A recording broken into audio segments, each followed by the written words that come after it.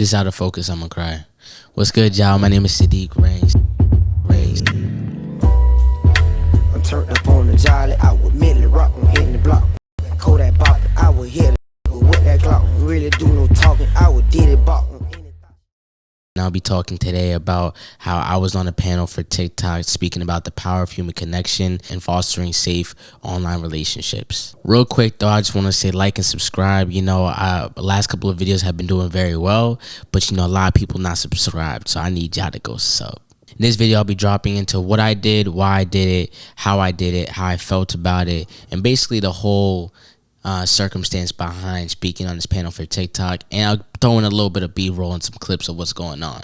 So, what I did. Basically, I got to speak on a panel along with like 4 other panelists, one from Kenya, one from Buenos Aires, one from Virginia, and then one from New York, right? So, doing this, I got to meet them all in person finally the first time in New York.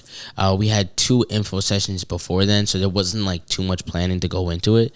But basically on the day, pulled up, I get there, I got met by one of the persons that I was emailing back and forth with. We got taken to this room. We got given these cool little notepads. I'll get the notepad in a second. And after we got to given the notepads, we basically was kind of like thrown into it. We spoke about what we were talking about. And we had about like 35 minutes allotted time to speak as a panel. And as a panel, that's not really that long. I know it sounds a lot, but it's not that long. So I was kind of worried about on the day, because I'm like, yo, are we only going to be answering a couple of questions? I'll give you all the questions, but the couple of questions here, because I would definitely love to give my actual thoughts behind this, right? So to give y'all some context about it, it was led by a professor from NYU, and she wanted to display how the youth is typically more curious than adults, right? So then I guess in growing up and adolescence, since we're more curious, we're more prompted to ask simple questions. And since we're more prompted to ask simple questions, we're able to get a little bit more simple answers and just better communication all around, which I believe is pretty true.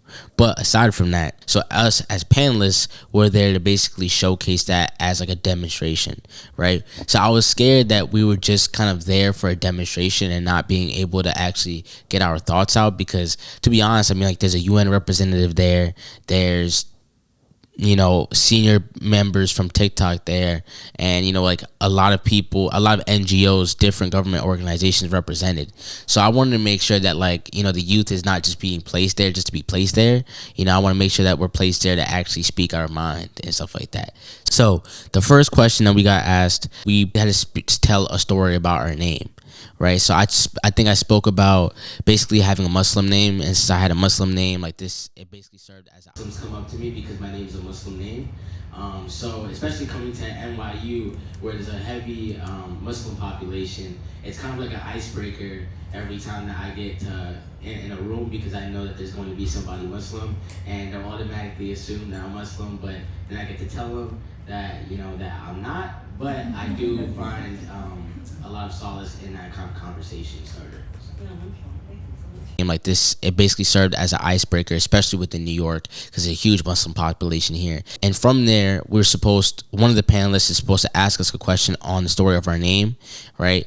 And then after that question, we had to share a meaningful story, and basically a meaningful story, a powerful connection between somebody. And my powerful connection was speaking about my boss, my former boss, but really my mentor. Her name is Simone, and I spoke about kind of like an interaction that made me take media in a more professional sense. So I spoke about that, got asked a couple questions. I had asked a couple questions to other panelists. I guess it was just really 2 questions, and then from there, the professor started asking a little bit more questions, and that's when I can finally give personal answers, not just personal answers about my story, but personal answers on how I felt about something, or how I felt about a platform, or different things like that. And I'll definitely be showing it as well. I do think that the youth and most people do crave for authenticity, right? So you see the beginnings of TikTok, where a lot of people just kind of go on there and speak their truth or reflect the most authentic self of them. You also see the app Be Real come up, right? Where it's created for the idea of let's be real, right? Like we can create a snapshot and this is our real selves, but then it becomes a little bit more inorganic as time grows. I just think that it's the nature of a lot of these platforms, just because a lot of people want to become an influencer and because people can profit off of it. So now it becomes kind of an avenue to kind of make it. And since it's an avenue to make it, now I want to do the same thing. Yeah. After all the questions and basically the panel, I just give it into like why I did it, how I was doing it, and how I was feeling during the panel. Prior to it, I was a little bit nervous going into it. Once I got up there and started speaking, it was kind of like this, where it's like you get nervous right before it, but then once you start speaking, everything kind of like goes smooth. But in my planning for this TikTok event, I wanted to make sure I had a cameraman there, so I called my dad. I asked my dad if he could be there. My sister went, so it's kind of like nice, like seeing like seeing my family see me in this kind of light.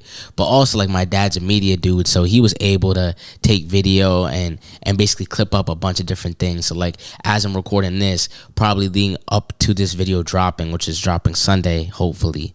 Leading up to this video dropping, I'll have a bunch of clips just dropping and stuff like that. And it's kind of getting me more into my marketing bag and, making sure that like I keep up to date and keep consistent with a lot of different things, so it like the idea of it, I was like, I'm gonna milk this for content. It's gonna be like it's my first speaking engagement. First of all, my first speaking engagement at TikTok, and then I get to milk it for content, and then also like I get to speak about it in terms of like an actual video, because this is like viable information. I also wanted to test myself, just as a speaker, because one of like my biggest goals in life in general is to be like not notorious, but like a big speaker. Somebody that can command a room, promote motivation, but also like inspire a lot, and like this was like kind of like my first break, low key, like I got to speak in front of over 50 people and then have video that could streamline to cross anybody, anywhere. I spoke to the UN. I spoke directly to the UN representative and the TikTok heads that was kind of like running the event about like, I think my last like little monologue was like, we're the youth. So since we're the youth, like I don't want, like of course we're great conversationalists. I had to crack a joke. I was like, of course we're great conversationalists and stuff like that, but we're all also problem solvers. We're thinkers. We're people that, like kind of like study this. I study this in terms of like speaking to people and fostering this type of conversation. And I would be a great person, a point person to ask about the situations that we're dealing with when it comes to social media. And I feel like a lot of the youth can represent that as well. And like I said that directly to them, and it's like, I don't know, I was getting more comfortable in that space. I'm always doing public speaking in a different way, but this was like the big stage for real. So it was dope to see that and kind of share that with not only my family, but like the director, and I'm gonna tell y'all the director of a program that I'm in, who's actually connected me to it, and then also some colleagues within that program that I'm in. How did I get it? Right. So there's a program I'm in called the Institute for Responsible Citizenship, but mine is the New York Collegiate Institute. New York Collegiate Institute is ran by one of my directors. Shout out Ron, but he's a great dude, and he actually works at TikTok on his day job. And since he works at TikTok, they were doing a panel. They needed somebody young that fit my demographic, and as soon as I saw the text, I hopped on it, because I knew it was just perfect for what I was trying to do. And that's how really I got connected with it. It's just being a part of this program. He hit the chat for it. He thought I was perfect for it. I thought I was perfect for it. And it was kind of like a great marriage of sorts. But I do want to harp on, like, although I got it through a connection, that's how you get a lot of these different things. Like, being there then got me introduced to a couple more people, right? But like, this is my idea of like planting seeds everywhere you go.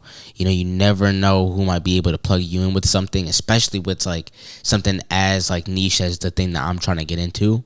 Like if you go on my LinkedIn, you would see that I'm like primarily business, right? Or like business and finance and stuff like that. But like also, I like to speak. I like to do speaking engagements. They all kind of like, fill up the same pitcher in some different ways. If I'm pouring water, they fill up the same bowl. I said it's in my late night talk. But it's just dope that I kind of get these type of opportunities. But you don't get these type of opportunities unless you kind of say it. You gotta say it, you gotta speak it, you gotta believe it, and people gotta believe you when you say it.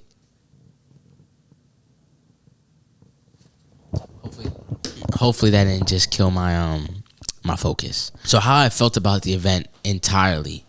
At first when I got there, because I thought that we were only just gonna be speaking to those 2 questions that we were asked initially, I was like, I hope this is not like performative. Especially because my first speaking engagement, I'm like, this is for TikTok, big brand corporation. Shout out TikTok, thank you for the opportunity. But I was like, I hope they're just not just throwing me on a panel just so like they could say that like they're getting youth representation or youth voice and it not actually happening. So when I thought that I wasn't gonna be able to speak, I was kind of tight in the beginning. I was like, man, it's like this kind of like this hurts. I'm like, if this is just for performative stuff, and I understand I get to post it on IG and make a video out of it, so it's good and it's useful for my content and stuff like that. Like at the end of the day, I want to do something meaningful. And I like to say my piece. That follows me wherever I go. So I'm like, if I can't do that, I was gonna find a way to do it. But I was like, if I can't do that, I'm gonna be kind of mad. And I thought that that's how it was gonna go, and I was gonna find a way to interject something, not like anything crazy, but like at least put my opinions on it. But luckily, we're given the space to do that. So shout out TikTok for like allowing us and giving us the space to do it. But after the fact, I felt really good. I got to network with a lot of different people, throw up some pictures. But it was a really dope event. And not only the other speakers were pretty good too. Like there was this doctor that followed after, and his speech was very good. And like my talking points was kind of received pretty well. Each speaker that came up after kind of like referenced something that I said and referenced my name. So I think it was received well, and I felt pretty good about it, like some pretty good recognition. I'm like, this speaking stuff is finally paying off a little bit. Overall, I just feel like it's just more to come. Like it's crazy. Like I got this like look, like it looked good on the IG and stuff like that, but for me, this is like just the beginning. I don't want to just be doing it here, but I want to be doing it in multiple different places. And although I'm on like this finance path, and like I'm also kind of like doing this media stuff, it's like I'm also kind of like proving people wrong that like I don't have to just choose one. Once again, Late Night Talk 8, I'm not siloing myself, so it's dope. Because now like school is becoming kind of like secondhand nature, where it's like I could really branch into a lot of the different things that I kind of like and I like doing. Like although I'm doing this, I did a TikTok panel, but I also did a business panel for one of my programs, the AP program, a couple of weeks ago. So like I'm doing it in different fashions. It's not just this like big glamorous TikTok. I'm also doing it and every different part that I'm at. I'm doing it at YouTube. I'm doing it when I'm leading the GQ development series, when we're asking young men of color, like, do you really know why you're in college, right? Like, are you just doing this major just because your parents told you to and you want to make some money, or do you actually want to do it? And these type of questions, this type of line of questioning, this type of line of speaking kind of follows into each and everything that I kind of do. And TikTok was just kind of like the panel of TikTok is just like kind of like the beneficiary of that. And, it's the poster. Saad the poster, Saad the speaker, Saadiq the orator. I know, I'm trying to find a name for real. But overall, I'll be feeling good. I spoke on a TikTok panel. Hey Saadiq, how you get the panel? Hey Saadiq, how you do this? How you do that? Hey Saadiq, I saw you on the panel. Yeah, man, many more to come.